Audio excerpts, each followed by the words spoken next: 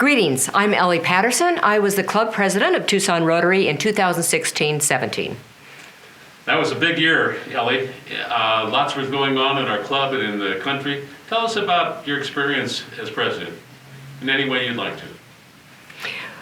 Well, when I first started being president, I remember my first club luncheon meeting, and I was on the days, I was behind the podium and looking out in the ballroom at all of the club members and just thinking, what an opportunity. I was nervous and excited. And I thought, oh my gosh, I'm going to learn so much, and I'm going to be working with these amazing club members. And I had the support of my board, I knew that, and working with Dorena York, the miraculous executive director and honorary member, I thought, this is going to be a good year. So I was nervous, but I firmly grabbed that gavel and rang the bell, and off we were going on that 2016-17 year. That is a great way to start, because you started with a positive attitude. So, as you started this with a positive attitude, what issues came up? What challenges did you face? And how did you match your goals with those? How did you approach your presidency? A couple of things came up, a couple of things that surprised me, and I learned this and looking at what we're doing operating-wise, and I noticed that we were using a bank, and we had members from that bank, but we were using this bank for all of our operations, and those members of our Rotary Club, they never attended our meetings. They weren't engaged. And then I saw this other member of our Rotary Club who was from a different bank. He was the bank president. He was so involved, so committed on our board and there all the time. And I thought to myself, why aren't we using that bank? So I went to my board and they agreed with me. It was an uncomfortable meeting, I must say, going into that current bank that we were using and talking with the bank president. He escorted me out of his office quite brusquely. And then I did have a couple of bank officers call me that afternoon. But they understood why we were changing banks, and I was glad of that.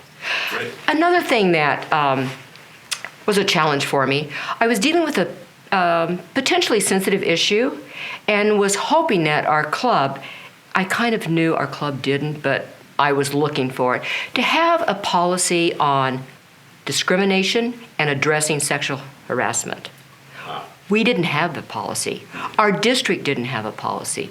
Rotary International didn't have a policy. I was shocked at that. What they said about this, and I think this is interesting, they said, because of our internationality, because we're in over 200 countries, okay, it's just too hard to do. So they didn't have one. Anyway, I found this club in Oregon, and they had a wonderful policy, and they sent it to me, said, Ellie, use it, just whatever you need to do, use it. And then I looked at it, and it looked good to me, but again, this is with rookie eyes, right? So I had a Rotarian, or a good friend and attorney, review it. He made a few changes, and then he said, I think, Ellie, this captures what we want. And so I introduced that policy to our board, and they really liked it, and it's now in use, and I hope we never have to go to that as a reference, but we have it, and it's one of our policies. Did it get adopted by other clubs or by the district? The district used it, yes. Oh, that's great. The district used it, yes. Another surprise I had, not an issue, and actually it confirmed my thoughts and future actions, was when I did a club survey, and it was a part of a club assembly. And I discovered that our club members wanted more socials, and they wanted more work projects, more service projects. And I thought about that and thought, oh my gosh, this aligns with the huge survey that Rotary International did a few years ago. They hired the firm Siegel and Gale, and one of the major questions that this consulting firm asked thousands of Rotarians was, why did you join Rotary? Number one, to meet new friends, to meet new people, and number two was to give back to the community, to do service projects. Well, that was right what our club members were saying. So right away, we initiated a happy hour, a monthly happy hour, Trident 2 every last Thursday of the month. And 50 people attended sometimes, 30 people attended, but it was another social outing.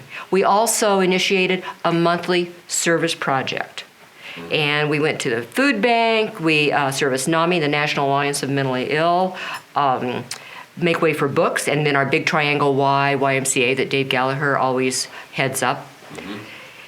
And also, when I first began my term, I also initiated the fifth Wednesday, where for every Wednesday that falls on the fifth week of the month of the year, we had replacement mixers. And there were 4 of those during my year, and everybody really enjoyed those. So it was a different venue. We didn't have our club meeting at lunch. We met in the evening. So that worked out really well. And I want to say, our club members, they volunteered at our wonderful, wonderful car show, and they also volunteer at the bell ringing for the Salvation Army, but I just think they wanted a more consistent pattern of club projects, of service projects in our community. Okay. You got them involved that way. And Yes. That's the whole key to a successful Rotarian. And Involved. our club members care so much for each other. They just want to be with each other more. And there's nothing like fellowship, friendship and fellowship. That's what Rotary is all about. Well, and service. Service Sure. above self. Another outcome of the large survey that I was referencing, that Siegel and Gill survey, was that so many people still don't know about Rotary. We don't know who we are or what we do. And when I was looking at our website, at our current website at the time, I thought, no, people don't know what we do or what we are about. Our website looked tired. It looked outdated. It didn't really tell our story. So there were a few of us, and we met every Friday morning at Dorina's office, and we'd bring in samples of different websites from different clubs, from different districts, and we pulled that apart. We used this. Ruby, one of the club members, who's a really good writer, she and I helped write descriptive content, and we did action photos. Oh, we went through so many photos. Dorina's probably still dreaming about all the photos we looked at. But the results, I thought, were really spectacular, and it really told our story. And there were action photos and descriptive content, and I was proud of that. I was really proud of our team for doing that. So much better than it used to be.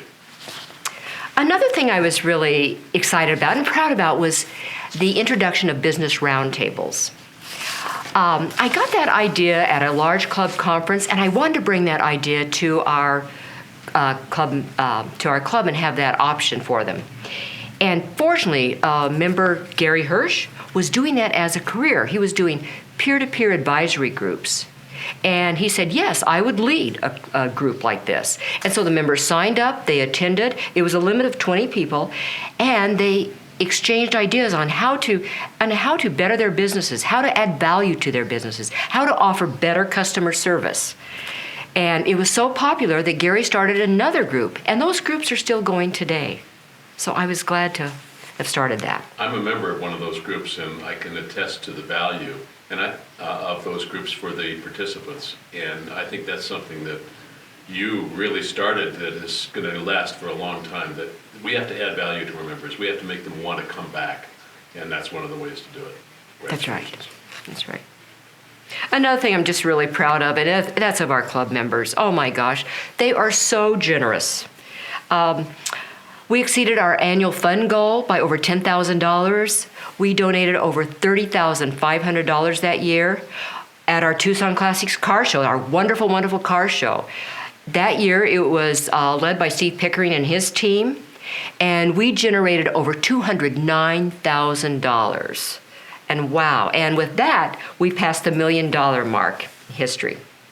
Several of us rode in our Ride to Polio that year, and even though it's a district-wide event, we had several members that rode, and we pledged, we got pledges, and we donated money, and we were able to generate $11.3 million, and that's with the Gates match. But again, that all went to Polio Plus. Another thing we did that was so generous, and it was a good opportunity for us, we were the international partner for a global grant and we partnered with a club in Nigeria. And that club and us sponsored a Nigeria Family Health Days where over 150,000 Nigerians came to these health camps, and they were able to be tested and screened for everything from malaria to TB, cancer, polio, eye care, and dental work. And it was really something. And to see those pictures come back with the smiles on the participants' faces, that was thank you enough for us. One inspirational thing, can I share that? Please. That I really liked? And it was just serendipitous. But we celebrated Women Being in Rotary, our 30-year anniversary. And it was serendipitous because I was a woman and I was president. So that was good. That worked out well. Anyway, we gathered all the women members in our Rotary Club, took pictures, and then gave out flowers and had a short program of the contributions of women in Rotary. And imagine that, women not in Rotary. But that happened until 1987 when the Supreme Court ruled that states could outlaw gender discrimination. Rotary appealed it, but it was upheld. And I remember our past president, who's no longer with us, Hal Adamson, coming up to me that day and saying, you know, Ellie, I have to confess to you. When I heard that women were going to join Rotary, I thought, this is going to be the end of Rotary. But you know what? He said I was wrong. And women being able to join Rotary saved Rotary. I'll always remember that. Ellie, your list of accomplishments is very, very impressive. Let me switch the topic on you and look at it from a personal point of view. You had a rich working career before you became president with and gained a lot of experience. What did you gain from the experience of being the president of our club? Was there some personal things that you learned? And I don't know how you would answer that, but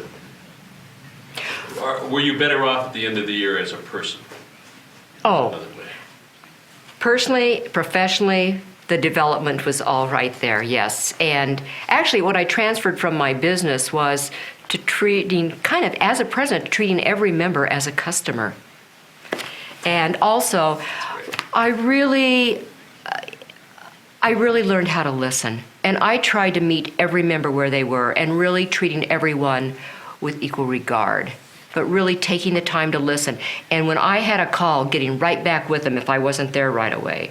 And sometimes I'd pull off the road and call them back there on my cell phone. But personally, it really, it was really humbling how much I grew and how much more I came to appreciate what our club members do and how compassionate they are and how caring they are. And it made me a better person. Well, it's very hard work. A lot of time and effort and energy goes into being president, and it sounds like you got some benefit out of it also. Oh. It worked both ways.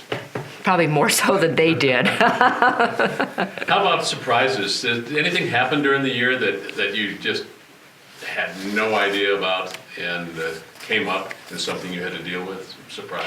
Well, there were a couple of things, but one thing, and this is, I think, probably every president experiences this, but I remember one speaker, and I had listened to this speaker over and over throughout my career, and he was always so good. He gets up to speak, and he starts talking about everything but what he was supposed to talk about.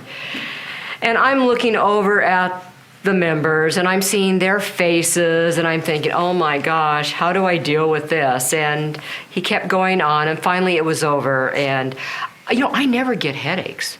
Boy, I had the biggest headache that day. And I had to take a few phone calls, but I took them, and they understood. Did you ever invite him back again? I don't remember his name. I'm kidding. You've had the experience as a club president. You've had the experience as a district governor, which is a whole another perspective. If a member of our club came to you and said, Ellie, I'm being asked to become the president of the Rotary Club of Tucson, what advice would you give them based on your experience? I would encourage them to talk to past presidents. I would encourage them to, and if they haven't yet, to take district trainings to take leadership trainings. I would encourage them to visit other clubs. And I would encourage them to really tune up their listening skills. And also, coming into as Tucson Rotary Club president, I would have them go through that directory and just look at those club members and really looking at the names and just talking with people and think differently and have them not be discouraged at all, but be encouraged and to try new things and try different things and know in confidence that all of our club members will support them.